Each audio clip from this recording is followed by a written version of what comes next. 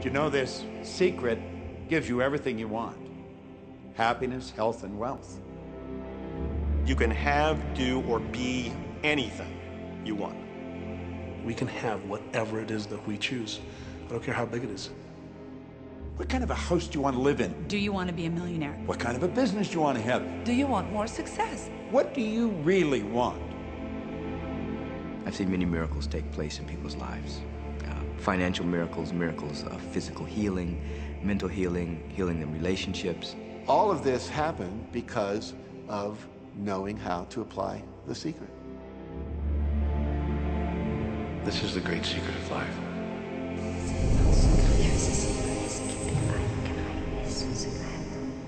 Are being introduced to the secret.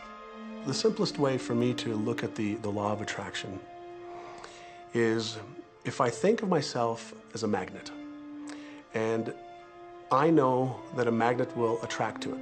Very basically put, the law of attraction says that like attracts like, but we're really talking at a level of thought. Our job as humans is to hold on to the thoughts of what we want, make it absolute clear in our minds what we want, and from that we start to invoke one of the greatest laws in the universe, and that's the law of attraction.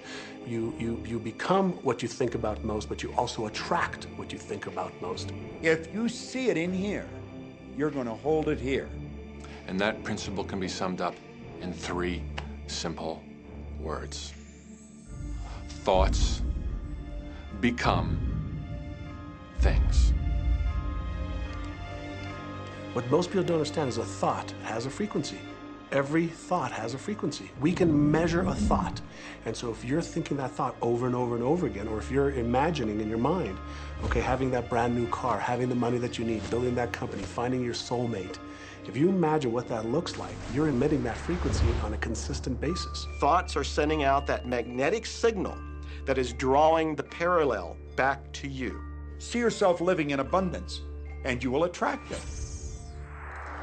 It always works. It works every time with every person.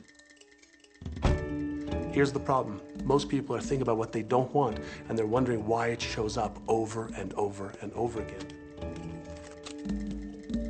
The law of attraction doesn't care whether you perceive something to be good or bad, or whether you don't want it or whether you do want it.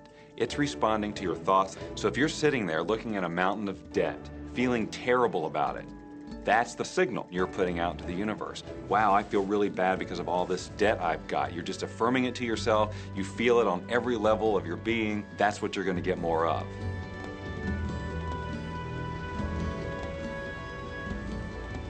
So when you're looking at that thing you want and you're saying yes to it, you're activating a thought.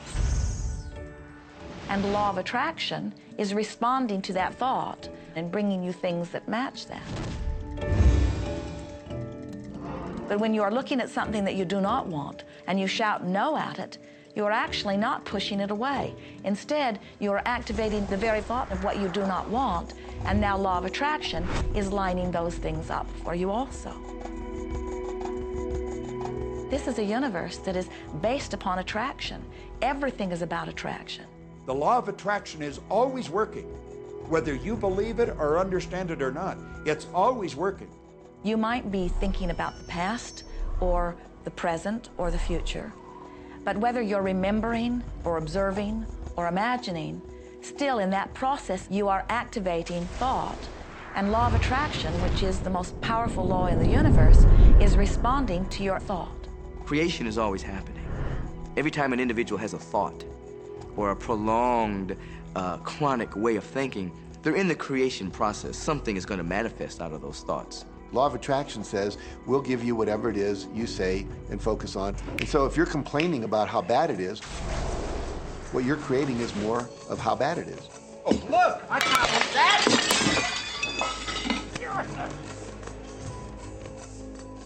I had a student named Robert. Robert was a gay man, and he was taking an online course I have, part of which entails email access to me. And he outlined all of the grim realities of his life. In his job, all the people ganged up on him. And it was constantly stressful because of how nasty they were with him. When he walked down the street, he said every block he was accosted by homophobic people who wanted to abuse him in some way. He was wanting to become a stand-up comedian. And when he went out and did a stand-up comedy job, everybody heckled him about being gay.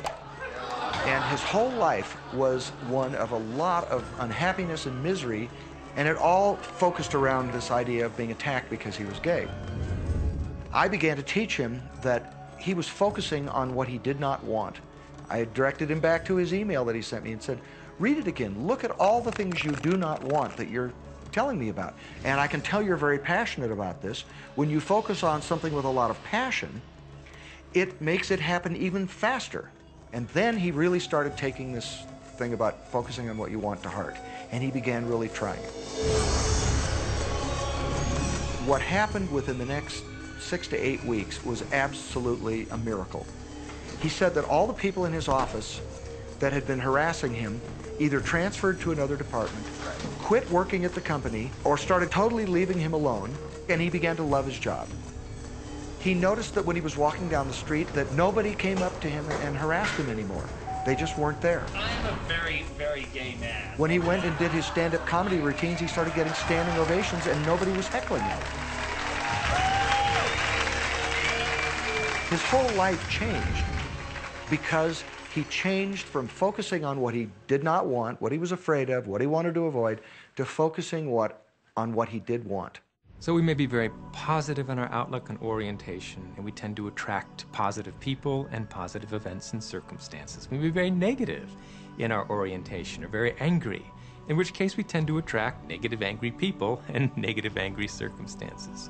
And so you end up attracting to you the predominant thoughts that you're holding in your awareness, whether those thoughts are conscious or whether they're unconscious. That's the rub. If you look very carefully, when it comes to the secret and the power of our mind and the power of our intention in our daily lives, it's all around us. All we got to do is open our eyes and look. Well, my story begins on March 10, 1981. It really changed my whole life. It was a day I'll never forget. I crashed an airplane.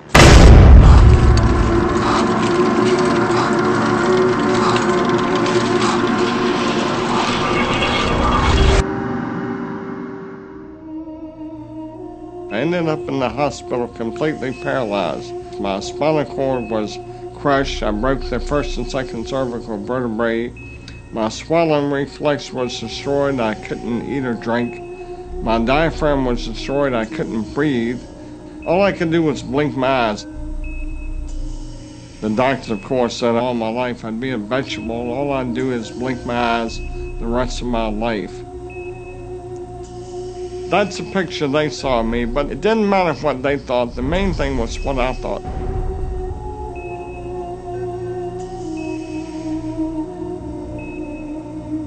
I pictured myself being a normal person again, walking out of that hospital.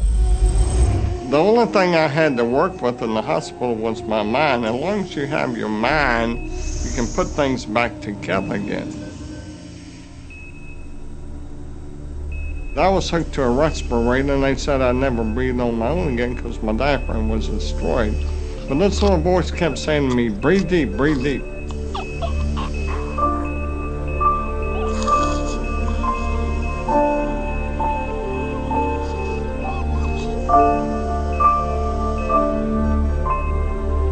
Finally, I was weaned from it. They were at a loss for an explanation.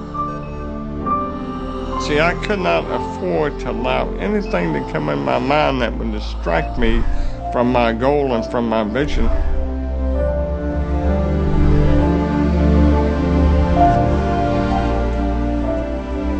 Well, I set a goal to walk out of the hospital on Christmas. That was my goal.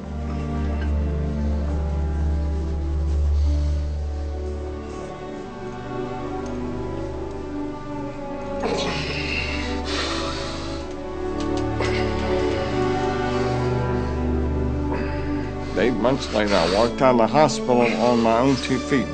They said it couldn't be done. That's a day I will never forget.